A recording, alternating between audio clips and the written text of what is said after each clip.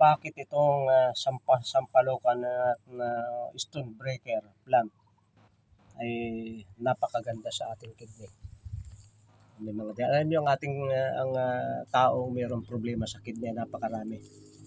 Mula pa sa maliit na bata, paglabas ay may problema na ang kidney, may problema ng atay dahil sa mga kinakain ng nagbubuntis.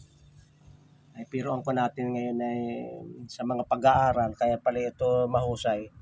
Ito pala ay alkaline. Yung acid sa kidney na nagiging bato ay kinukontrol nito, neutralize.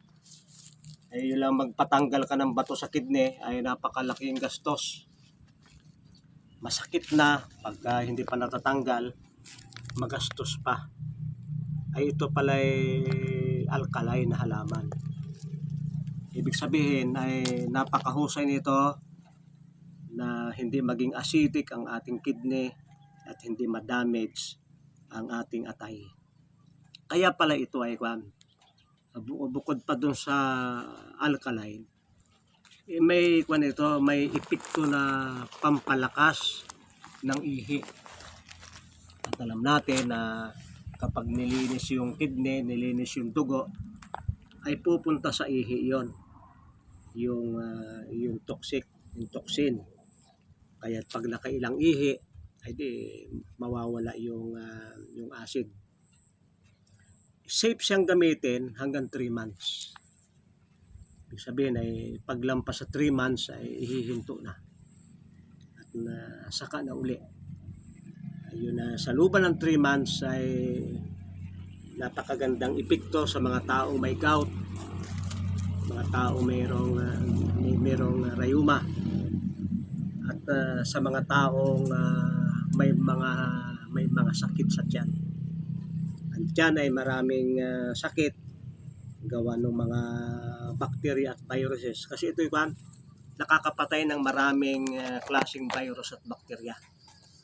Kapag bacteria ng ulcer, bacteria ng diabetes, ay ito. Bawat sakit ay may kanya-kanyang virus at may kanya-kanyang bacteria. At yun ay natatanggal ito. Ang isa pang maganda dito sa hindi lamang yung phytochemical niya ay pampatay ng mga virus at bacteria, kundi naman siya marami din siyang minerals.